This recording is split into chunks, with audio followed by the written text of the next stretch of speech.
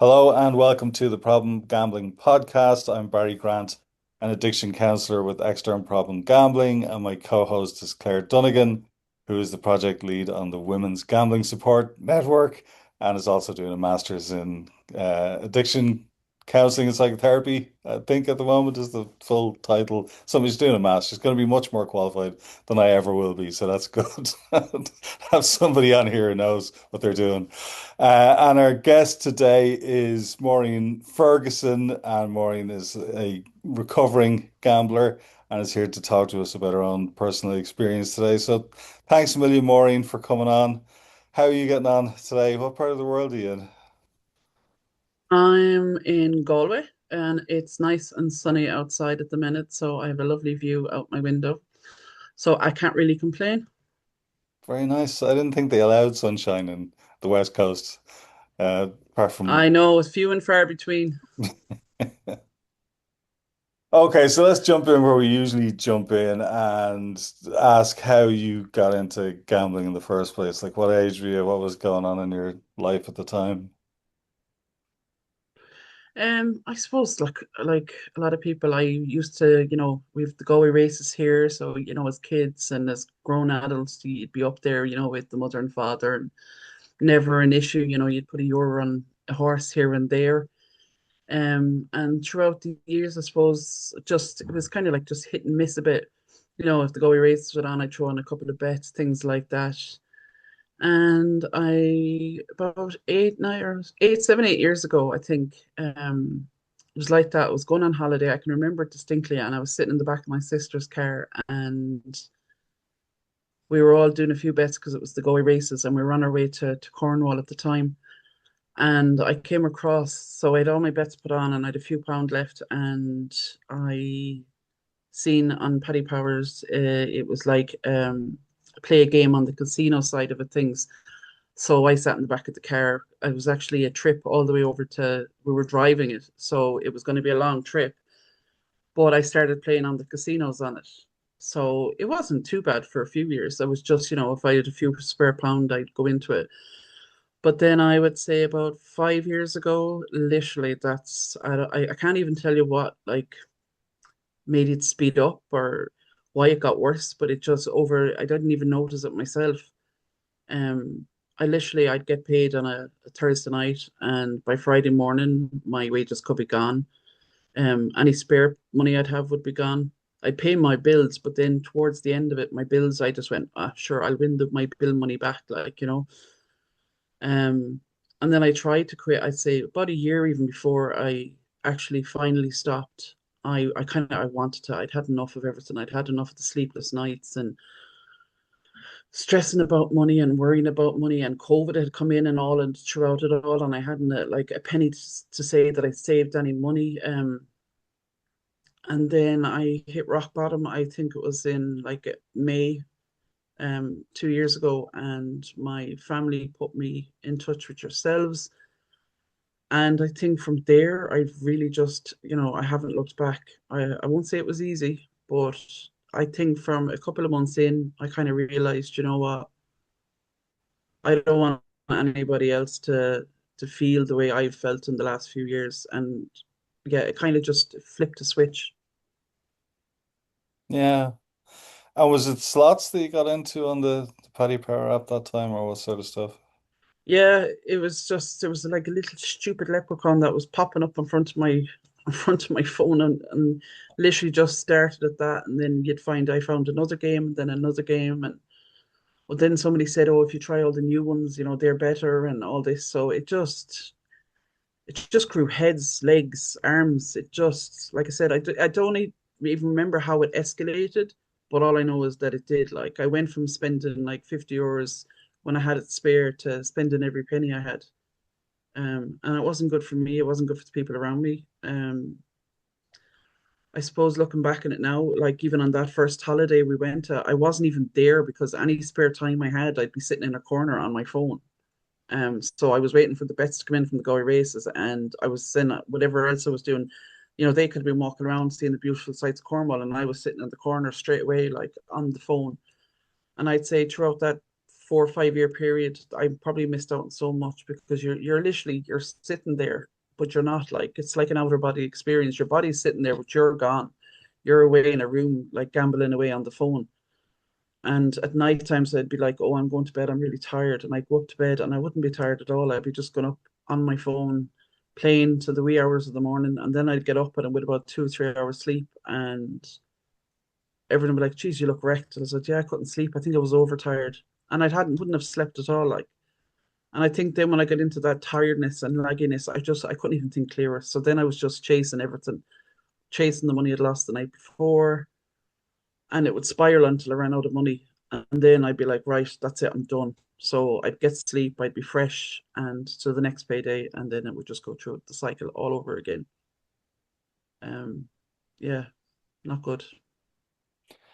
And And what that's the was, thing, sorry, Claire. isn't it? That absence of time. Like you've mentioned that not being present and all the things you missed out on. And I would imagine if you're anything like myself, you don't look back and you don't go, God, all that money. It's that time, it's those Yeah. experiences, all of that that you missed out on that kind of leaves that hole rather than the financial side of things. Oh yeah, definitely. Like I said, I was never like well off or anything. So the money end of it just never really when I look back on it, it's at the end of the day, it's just money. Like, but it was the being there but not being there, like situations like my mum was sick and I was gambling at the time and I was in the room with her and everything else, but I wasn't like, she was in a hospital bed and I was still sitting there playing on my phone. And it's times like that I look back on and I was like, I really wish that that's what I wasn't doing at the time. I wish I was just sitting there properly and completely focused on her. And yeah, I suppose I can't go back and change it, but I just wish it's like I said, times like that, I could just take those moments back. Yeah. What was going on in your life when things started to spiral like that? Um, Well, I think COVID was one because my mum was sick, I had to, I suppose, isolate. So I couldn't physically leave the house because if I left the house and caught it and brought it back into the house, it wouldn't have been good. So I literally spent, I'd say, the good 7 months in the house, either in three rooms, kitchen, sitting, or my bedroom. So I think from that point, it was my escapee. It was my go-to, like, when I wanted to just break away from all the bad news and my parents, I suppose, because it was just like we were all stuck in each other's pockets. I would just, go up to my bedroom and just play away, or I'd be in the bathroom. I swear they probably thought I had bowel problems because I used to think that was my lucky place, and I'd stay in there for about an hour. But yeah, I do think that COVID started it, and then my mum got really sick, and I think that put the foot to the pedal because I couldn't control anything else that was going on around me or anything like that. But for me, I could obviously in my head I was saying, "Oh, I can control this. This is mine. This is my part. this is my life." Um, but to be fair, I didn't have control over any of it. What was going on? Like I said, I thought that that's what I was doing, but it wasn't. It wasn't the case at all. Sorry, Claire, I thought you were going to come in there. Yeah, I mean, the escape thing with slots is they call it escape gambling, like that form of gambling, like versus the horse racing, which is action gambling. There's more adrenaline, and your horse might lose by a nose or whatever, and that's exciting, and there's the thrill of all that. Versus games that are designed to be extremely hypnotic. And like that, people often talk about out of body experiences where your body's physically there, but you're off somewhere else. You're in this completely immersive game. Like I grew up just off the prom in Bray. I'd go down to the arcades and play video games, but the adults will be playing slots, which were the old reels, like the old timey one-arm bandit. You pull it. Yeah, Now people got addicted to those because the process is addictive and the variable reward system that they talk about. But the modern ones, like I've gone into I live in Tremor now, so there's ones here in Tremor, and once in a blue moon I'll go in for kind of research purposes.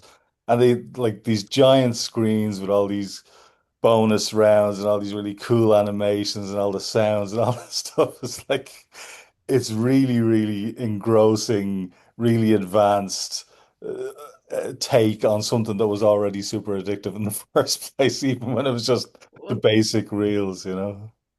but that's it. It's hypnotic. Like it's the colors. I don't know. You don't even feel like you're playing with your money. Like you would think it was a monopoly, like, or it wasn't real money. Like it's that. Like there's no thought that comes into your head to say I'm gambling away all my money here. It's like I'm playing a game. It's. I do think that they're designed to pull us in, like with the colors and, as you said, the features, things like that. Because you look at it and you be like, oh, that looks cool, and you go in and you try it, and before you know it, you're another 50 euros down. And very smart the way to do it. Like, but yeah, it's hypnotic. You have no control over it. It's just like you're zombified, and you're just scrolling and you're just hitting that button, you're hitting the button, you're hitting the button, and like nothing in your head is telling you or screaming at you to stop until you've no money, and then you kind of come up for fresh air. It's like if you're a swimmer and you're going in under the water. It's when you come up and take that deep breath, you're kind of going, "Oh God, I've no money left. What am I have to do?"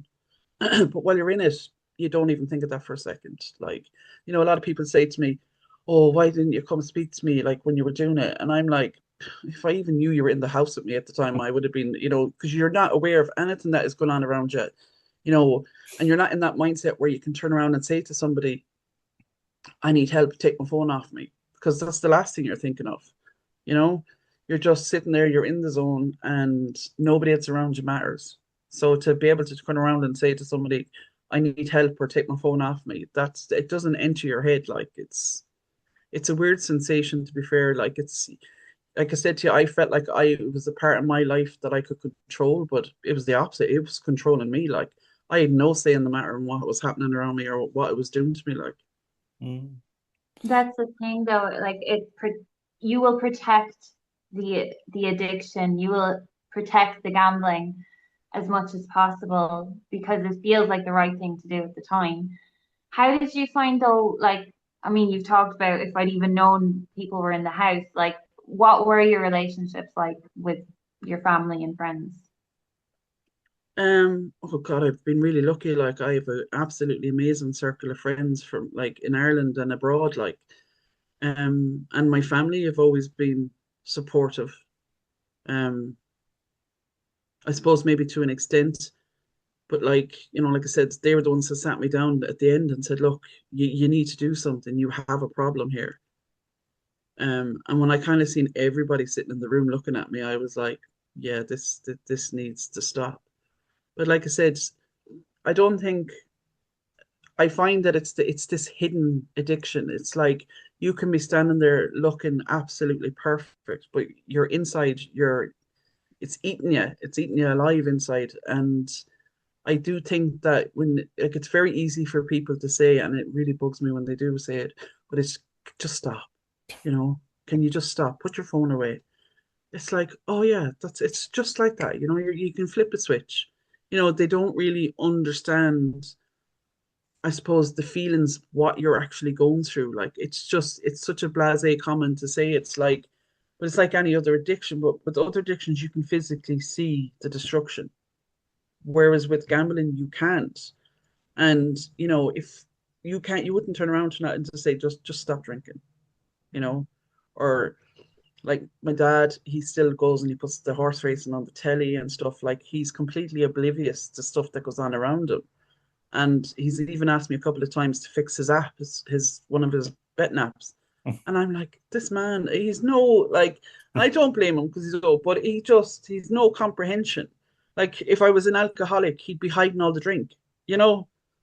So it's just the difference in, like, they are supportive, and don't get me wrong, they'll do whatever. My mom, oh my God, she's been absolutely amazing. And my eldest sister, like, support wise for me. But like I think sometimes they just don't understand it, like how I got to it. And it's not like I said, you can't just flip a switch and I'm right, I'm back to normal now. I have no longer got a gambling problem. Like, Yeah, yeah. that's something you hear a lot, from people that I've worked with over the years. They're family members and their friends say, just stop going into the bookies or delete the apps or whatever. It's like, okay, but if it was that simple, there wouldn't be millions and millions and millions of people addicted to gambling all around the world. They'd all just wake up in the morning and go, "Do you know what, this is a terrible idea. It's ruining my mental health and my relationships. I'm losing loads of money and wasting loads of time. So I'm just going to knock this on the head. Boom, done, right?" Yeah, it's like just take a tablet and that's it, you're fixed. Well, even a tablet, there's some medications that claim to help with gambling addiction, but like what I'd often say to people, especially family members, if you think it's that easy to just stop gambling, you just come off all your social media for 1 month and then come back to me at the end of that month and let me know how you get on. Right? And I'd say in 95% of cases, people would have relapsed back onto their social media within the first week, right? And there's I'd give no it a money day. involved. There's no money, Mm. right? So imagine something super addictive like social media plus chasing losses, right? You throw in chasing losses, now it's a whole other ball game because like when you're saying, with the slots, like I would have played some of the online slots again for research purposes. For new listeners to the podcast, gambling was never my thing. Um, but with the online ones, you get quite often there's an hourly bonus, there's a daily bonus, is there a weekly bonus, something like that. So if you're playing one of those bonus games, if you're playing away, you'll see on the hourly bonus, it'll say this bonus must be won in the next 10 minutes. So there's a ticking clock, and the bonus amount is going up all the time because it hasn't been won yet. And then something will come up saying somebody just won the hourly bonus, or somebody just won the daily bonus or the weekly bonus, whatever it is. So there's an incentive there to keep playing to your last spin, right? Your last bit of money, which the gambling industry have a term for that. It's called playing to extinction. The reason they have a term for it is because that is their goal, right? Their goal is to get you to play to extinction, which means until you have no money left, right? That's their goal. But ironically, it's also the goal of people who are addicted to gambling, right? So you've got two goals that are perfectly aligned. The industry wants you to play until you hit zero, and your addiction wants you to play until you hit zero, right? So you got these two things perfectly aligned going on. But like that, if you're down to your last 10 or 5 or whatever it is, and you're going, geez, I need that tenner to, geez, have some bit of food left for the rest of the week. But also you're looking, well, there's 5 minutes left for the hourly bonus to be won, and it's 2 grand or whatever it is. And most people will have a big win in their history, which is doesn't have to be a huge amount of money, it just has to be significant to them in that the big win might have happened Yeah, at an important time where they really needed it to happen. Or like that, it happened in the bathroom, and that's your lucky place. And you happen to be in the bathroom, and you're thinking, well, I'm down to my last tenner, but I'm in the bathroom, this is my lucky place. But I'm going to keep going. And sure, I might as well be hung for a sheep as a lamb here because a tenner's not going to get me anywhere for the rest of the week. So you keep going. And then once in a blue moon, yeah. that strategy will actually work and you'll have a win. But then I've talked to enough people at this stage to know that in the vast, vast, vast majority of cases, people will take that money and keep going until they hit zero. Or am I talking out my Because they hat here? believe no, no, because if you eventually, if it works on that one occasion for you, Yeah. your belief system that you were right all along, oh Yeah. yeah, if I keep doing this, I am going to keep winning. But it's funny you say there about the bonuses, like the hourly bonus. It's not even that. It's like there's so much added to it. It's like cashback. If you spend this amount of money, you will get a certain amount of cash back. So then you're like, well, look, at least if I lose all this, I'm guaranteed to get some cash back. But then there's the cases where, you say, right, I've had enough, and you go on and you're like, I want to shut my account down, whatever. Why would you want to do that? Here's some free spins, and we'll give you a nice €50 bonus there just to go and play with yourself. Or, they'll come back with all these other bonuses and say, right, well, if you put even just €20 in, we'll give you this. So then, like, I'd find myself for like, right, oh, can you lend me €100 there for something? And, at the beginning, they had no idea. So they'd be just giving me the money. And I'd be going based on all these like bonuses and everything, going, yeah, I'll put my €20 in and now I have more money. So I'll go into these bonuses. So nothing is ever easily like, even I know when I was closing down Everton at the end, I'd be like, I want to close my account. Why? And I'd say, it doesn't matter. I just want my, no, we can't close it until you tell us why. And I was like, well, I'm requesting it. Like, surely you should be able to just close it on my request. Oh, well, you actually have to go and email this other crowd. You have to go and email support. So then you go and email support going, please close my account down. And then they'd be coming back on, look, we'll give you this bonus if you try and stay on, or this bonus. And then I'd say, look, I'm a gambling addict. Please close my account. Mm. And some of them would still say, well, look, we'll still do this for you. And then others would be like, all right, I'm shutting your account down straight away. But I always say, like, you shouldn't have to do that. Like, first of all, there should be somewhere on the website that you can just go in and close it off.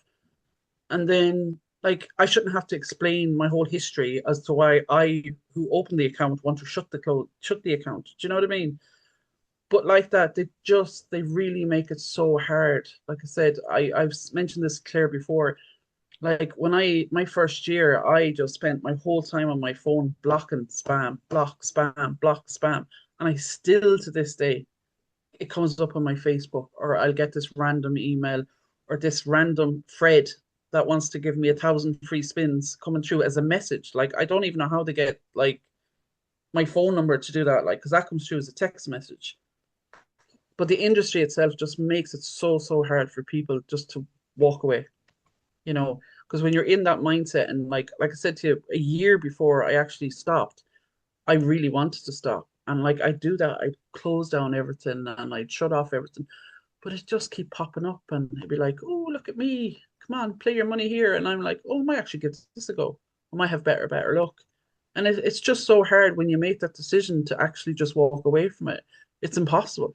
It really is because it's everywhere. It's on the telly. I actually never forget it. I was only 3 weeks gamble free and I was on my way into work. I won't mention the website, but there was this new website that came on and said, oh, get your €10 free bet here. And it was 7:30 in the morning. And I remember saying to Claire, I nearly crashed my car. I was like, oh my God, this is ridiculous. This shouldn't be allowed to happen. Like, I'm like, I'm actually okay today. I'm driving into work, but there's some poor person out there that's hearing the same ad as I am and pulling in at the side of the road, you know? And I was like, 7:30 on your way to work in the morning. And I was like, it's just impossible to get away from it. Sorry, I just went on a bit of a rant there, I think. No, that's a good rant. We like those kind of rants. No, look, and yeah, in fairness, like when the new legislation is fully enforced, like those ads at that time of the day on the radio will not be permitted. I think it's from 5:30 a.m. to 9 p.m. So, basically the watershed hours. Although how that's going to work on social media, I don't know. And like, yeah, loads of people over the years have said to me that they've gotten text messages from gambling companies that they never even had accounts with. Now, a deeply suspicious person, which I am not, might think that some of the gambling companies that a person self-excludes from are selling their data to other gambling companies at a premium so that they can hound you with offers of free bets and so on. And actually, I was working with somebody a while back and they were getting phone calls from one of the companies that they had self-excluded from. And the guy on the end of the phone, an Irish accent, uh, talking to this person, and the person said, "Look, I'm a gambling addict. I'm in recovery. Just lose my number. Just take me off the list. I don't want any free spins. I don't want any free anything. Just don't contact me again." And at the end of that, the guy says, "Well, if you change your mind," and then continue to Oh ring my that God. person for days and weeks afterwards, right? So now, if I'm being fair here, some of the bigger companies don't do that. Like a lot of the kind of big name brands, because they're pretty well regulated already through the UK, so they don't tend to engage in that stuff. But the casinos, like the hundreds of thousands of online casinos that are out there, engage in some extremely predatory practices. So, yeah, it can be really Yeah, difficult to I've had loads of clients over the years relapse because, they're doing really well and then they get an email, it hasn't gone into spam and it's offering them some silly amount of free spins or cash bonus if they sign back in and lodge a small amount and they get a large amount. And it's the cheese in the mouse trap. And those incentives that the gambling companies offer essentially cost them nothing because first of all, there's so many terms and conditions attached to them, you could never cash out if you won anything. And second of all, if you're addicted to gambling, you're not cashing out anyway. And I've worked with people who have won large six-figure sums who did not cash out a penny of it and handed it all back. So be careful of the so-called free bets, dear listeners, and free spins, because there's no such thing as a free lunch. Nothing free about them. Nothing free about them. Anyway, that's my rant over. Claire, what are your thoughts? I don't think that selling data theory would be too far-fetched now, to be honest, Barry. It has to come from somewhere, sadly. Slots were never really my thing. I tried out a few times, but what I have had feedback on, like you described that little leprechaun and how it was jumping all over your screen. Had other people talk about the fish who line up, and the gods and stuff like that. Do you find that you'd actually go to sleep and have these images in your brain? And I say this because I would have played roulette and I would have had those images in my head. So I'm just interested. Oh, absolutely. And I would be looking at something and even randomly, I don't know, a picture could come up on the screen, absolutely nothing to do with gambling. And I'd be like, ooh, that reminds me of the little leprechaun, or that reminds me of this game, or that reminds me of this. And literally, I can still see the visions in my head, like of what the Everton looked like. But yeah, so I'd go to sleep and I could see the colors in my head. I probably see the leprechaun jumping around. But after that, when I'm awake and I see something completely randomly different, it actually pulls me back in. It'll be like, oh, that reminds me of that particular game. Or like there was one that I used to play, it was with a lion. And every time a lion would come up on the telly or anything, I'd be like, it would just straight away, it would remind me of the game. It was ridiculous. Like, you really don't, oh That's yeah. terrifying. Yeah, it's scary. That's the right word. Like it absolutely is so scary on how easily it is to be pulled back. Like I said, with between images and everything about the whole industry, it's like a boomerang, You're so far away and you get pulled back in, like, and I think with the new regulations and stuff coming in now, it will make it easier for people when they say, my time, I'm done. It's going to make them easier for them to walk away because something has to change or had to change because like it's a cruel world that like if you physically don't want something, it's been forced at you. You know, it's like, oh, I don't want to eat. Well, I'm here. I'm going to shove your face load of food, like, or I don't want to drink, and here I'm going to pour this bottle down your neck, like, and that's exactly the way it is. It's like I want to walk away. I don't want to gamble anymore. Well, actually, no, we're not going to let it happen. Here's all your free this and your free that, and we'll do this if you stay on. And you're like, but you're not listening to me. I want to walk away. And eventually you give up the fight. And which is what I did at the beginning. Like it was easier to stay in than it was to walk away. Like, and that's a bad way to be. It's Yeah, and the big, true though. yeah, like I've worked as a barman on and off for about 12 years in different parts of the world. And the big advantage that the online gambling industry has over other addictive legal products is that if somebody's dying for a pint of Guinness at 4 o'clock in the morning, you can't click onto your phone and have a pint of Guinness go squirting into your mouth, right? That's not a thing yet. Maybe they'll figure out some way of doing that.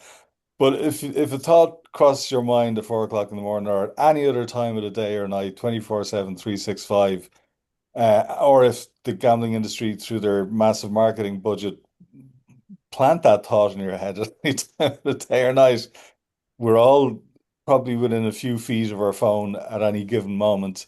And all you got to do is pick it up, bang, bang, and now the addictive product has been delivered to you instantaneously into your hand any time of the day or night. There's no closing hours, there's none of this stuff. No, It's just instantaneous delivery of their addictive product to you. And that's the huge advantage that they have over every other addictive product that's out there, whether it's alcohol or illicit drugs or cigarettes or any other thing. It's just like bang, straight into your brain the second that you think about it, right? Or the second that they get you on the hook with some offer of a free thing, the cheese and the mousetrap. So that's the scary part. I mean, what really helped you in your recovery, Maureen, would you say, to combat that? I have to say, from when I started recovery, I have to say, like my family wanted me to go to GA, and I was like, no, it's not for me. Like it's so funny because I'll shout it from the rooftops, but I won't go down to the local church and sit with people and tell them. I know it's a weird thing, but when I found with the women's only group and with Claire, I just that somebody that actually understood what I was going through, it really, really helped me. It was like every time I picked up my phone, instead of going gambling, I was listening to podcasts. I was trying to listen to like other people and how they actually got through it. And I felt so in line with some of them that it was like I was like listening to my story in my ear by what they were saying, and the similarities of everything what they were saying, it was uncanny. But I think talking an awful lot, like the more I seemed to talk about it, the less of a dirty little secret it became, and kind of started taking this weight off my shoulders. And I would say from about at least 2 months in, I was just like, you know what, this is what I need to do. This I need to, I completely changed from going online and wanting to do this to going online and trying to see how I can help myself to help others. It was just it made me angry actually. So like every time I'd get a spam email in, it made me angry. I was like, nope, you're gonna get a what for now. And it was constantly like bouncing everything back to them. And I think with talking through everything and having the support and having the groups and listening to everyone else's stories around me, it really helped me, like, because if you can offer even a single word of advice to somebody else that will might make them think the next time they go to pick up their phone, that's what I'm all about at the minute. And as for like, literally on my phone, I tried every block when I was trying to quit at the beginning, and I just think that to a certain extent they work. I have, even to this day, I still have a bank block on my card, so I can't use that for gambling. So there's loads of little things out there, like the technology wise, that we can do for ourselves to help us. But I think a lot of it has to come from speaking to people about it. Like I tried to do it on my own for so long, and it wasn't happening. And then, like I said, speaking to Claire and her giving me my little tricks here and there, and oh, you can do this and you can do that, like as in like putting the blocks on your phone, putting the block on your bank card. I handed over my finances to my mum for a while, um, just while I was starting, because I just didn't want to have the stress or the anxiety of actually knowing my wages was coming through and not being able to use it. So when somebody else had control of that, I didn't have to worry about it. So I wasn't like getting myself all stressed and full of anxiety and saying, "Oh, am I going to be able to do this come Friday?" I didn't have to worry about it because I didn't have access to it. And that really helped for the first 6 months, I'd say, to a year. And even to this day, my sister still can see my banking. So I have it on my phone, but she also has it on her phone. And it's nothing to do with that I don't trust myself. It's just knowing there's somebody on the outside still looking in when they want it. Mm. And I do think that helps, and I would recommend that for anybody. It's just to give you that breather. You can finally breathe when you don't have access to it at the beginning. It's the only thing you need to worry about is yourself and getting next today to the next day, the next day. You don't have to worry about the finance side of it because you don't have access to it. And that was just like somebody lifting a brick off my chest, knowing that like I have no control over my finances. I was good with that. Yeah, that was one of I think probably the best things I ever did when I started. Yeah, it is a big one. Like a lot of people are reluctant to do it, understandably, because it's not a nice feeling having other people kind of monitoring your spending or doling out money to you in drips and drabs as needed or all that stuff. And yeah, people feel infantilized and all these different things. But big picture is if your life is totally out of control and you've spiraled and you're racking up debt, which a lot of people are, and you've kind of gotten out of healthy relationships, a healthy relationship with your finances, or maybe a lot of people I've worked with have never had a healthy relationship with their finances. Like to have that block in place where if you gamble, you're going to get caught, or where it's almost impossible for you to gamble short of going around borrowing money off people. It is a huge one for a lot of people. And, it's the accountability piece. You're saying that GA wasn't for you. And look, a lot of people that feel that way as well. But there is something in that accountability piece of going somewhere or talking to someone on a regular basis and saying, yeah, I made it through the week without having a bet, or I made it through the day without having a bet. And that kind of accountability feedback is really important. Yeah. Yes, it's like if you're going to Slimming World, you do your best for the week because you don't want to be the one that steps up on that scales and say, "Oh yeah, I had a crap week." It's you want to go down and be like the one that's standing there going, "Oh, I lost 3 pounds this week," and everyone's saying, "Fair play to you and well done." So that's why I think the benefit of having the groups are really good. But just come back to where it's the control side of it. It's like, I felt like, oh yeah, I'm controlled. This is my control. I am able to control my life in this. By actually handing over my finances, that was me controlling it because it was me that decided this is what I need to do.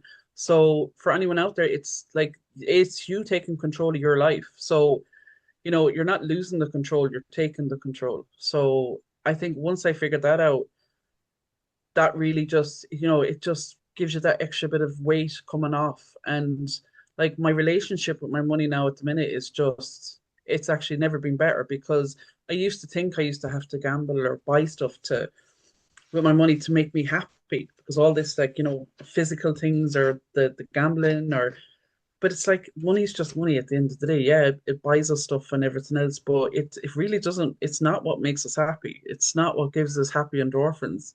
I was sitting out in the sun yesterday and I was absolutely loving life. Wasn't doing a thing. Just sitting there with a dog on my lap, and I was like, life doesn't get any better than this. And there was no money involved, no gambling, no nothing. And I was as happy now as I was in a long time. But no money. There was no like it didn't cost me anything. So that I've definitely found a new relationship when it comes to money that like I don't need to buy myself anything or I don't need to gamble anything to make me happy. So I think that is something only that's actually recently even happened. Like, because I think even after the gambling, I was buying stuff. I took up crocheting to stop gambling. And so I went mad and I think I bought a wool shop and everything else that goes along with it at the beginning. But now I'm actually just enjoying crocheting. So I haven't bought, I don't think, anything in about 6 or 7 months for it. So I think it's all a journey that we go through from even from the beginning when we stopped where like I am now and to be fair where I hope to go. It's all this one big journey and it's yeah, I'm on for the ride at the minute and I'm liking it. So Good stuff. Yeah, and that's a great way of looking at it, really healthy way of looking at it, that by handing over control of your finances to someone else, you are taking control, not just of your finances, but it's helping you to just generally get control back in your life after control has been taken over by this addiction or the addictive process. Claire? Yeah, I think it's funny how, when you're in the midst of the addiction and your brain is convincing you that all that matters is money and you're chasing the money, and yet when you come out the other side, money just you're not even bothered, it's such a big turnaround and that irrational thought process, but like same as yourself, weirdly, even though, everything is about money, I guess, in some way, I couldn't care less if I had it or not as long as my bills are paid. Which just, I'm sure the addicted part of me would have never imagined that. But I do like, the accountability piece. And I think, Maureen, I know that you did take this reward-based approach to your recovery. And I know like you always kept that hair appointment every Friday. That was a non-negotiable self-care thing for you that you'd mentioned to me before, and I love that. You know what I mean? And the crochet, the what you're doing there is you're doing some with your hands, which was distracting you, but also you're getting this sense of accomplishment when you finish that crochet project and when you're able to create stuff for people. So I think that was, you know, a really healthy way to approach your recovery. Oh no, definitely. Like when we were out yesterday, like people were coming up to me and they were like, "Oh my God, I've just seen some of your stuff online and stuff," and they were like, It's amazing what you're doing. Like, how many years have you been doing it?" And I'm like, just nearly 2 years now." And they're like, "Seriously, just 2 years?" And I was like, "Yeah, yeah." Like, and it's in some people I'd say, "Oh yeah," I said I took it up because I'm a gambler. I was a gambling addict, and it's what helped me to get out of it. And I know some people are kind of going, "Can't believe she just said that." And I'm like, but for me, it's the truth. Like that's why I took up crocheting in the first place. It was to help me with my recovery. And do you know what? I absolutely love it. And it makes me happier now, I think, than gambling ever did. Just sitting there, like on Saturday, I created Sid from Ice Age in one day. That was my fastest one ever, and everybody is in love with it. But to me, like just spending the day doing that instead of spending my day sitting in my bathroom on my phone. Like when I think of like when I put the two options in my hand now, it's like, Sid from Ice Age is going to win every time.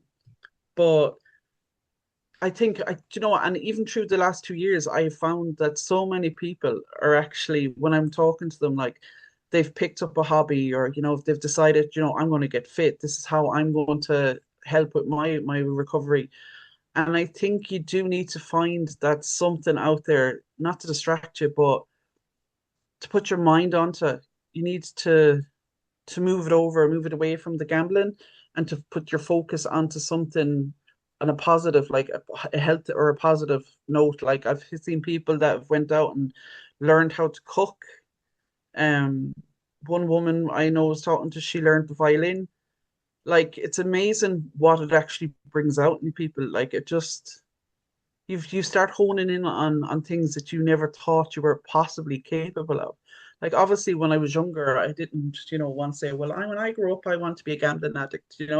We all had all these dreams and hopes for ourselves, and life puts us in one way, but like little did I think when I was a kid either that I always say I'm like Santa Claus crocheting all the teddy bears. Like, it just, I suppose you just don't know what life is going to throw at you, and it's really about trying to pick the right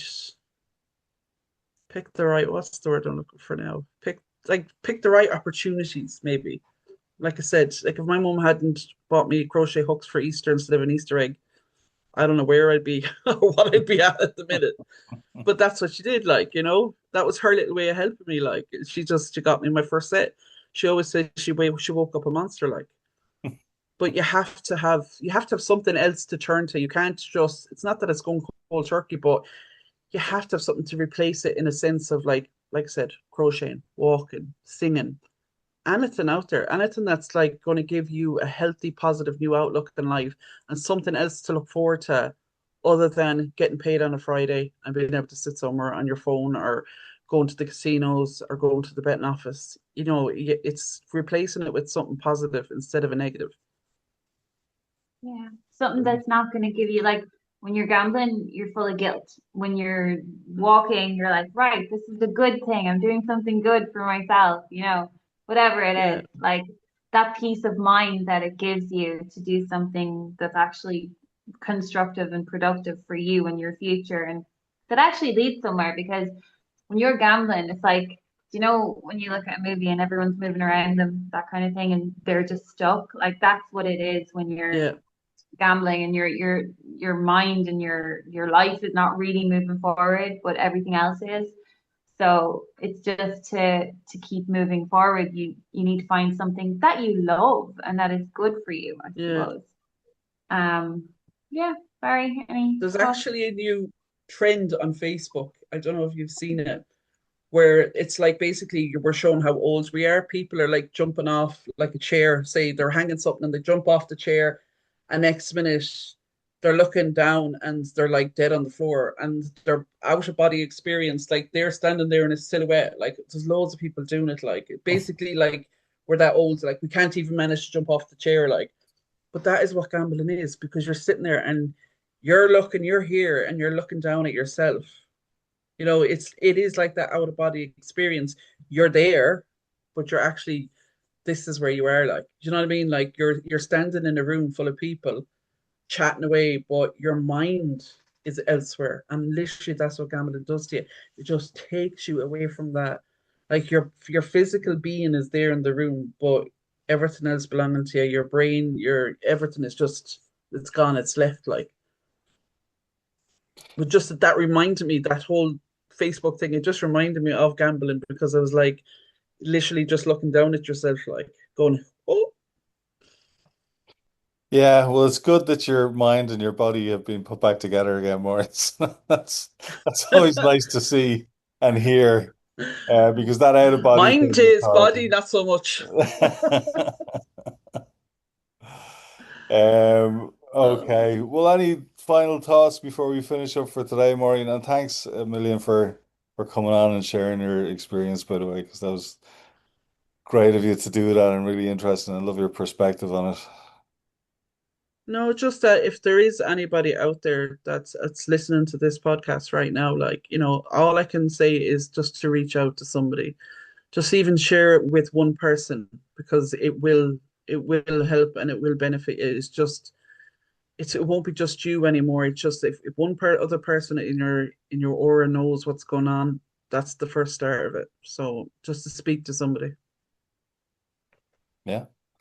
Always great advice. Yeah, because when it's rattling around in your head and it's just you versus the little devil on your shoulder, it's very, very easy to get convinced that, sure, I'll just have one more go at this, or a last hurrah, or blah, blah, blah, all the bullshit that we tell ourselves. Whereas if you try and convince another person that that's a good idea, they'll tell you in no uncertain terms that it isn't. So talking to anybody about it is always good, and it's always a great way to get the ball rolling as well. Yeah. Claire, any final thoughts before we finish up? No, I'm just really grateful to Maureen for coming on and for sharing. And it's so hard to find women to talk to us, and to find Irish women who are willing to talk to us is even harder. So really, really appreciate this today. Thank you so much, Maureen. No problem at all. Thanks a million. And thanks to everybody who's listening today and tuning in. And we'll have a few more in this season, so stay tuned. Thanks again, Maureen, and take care.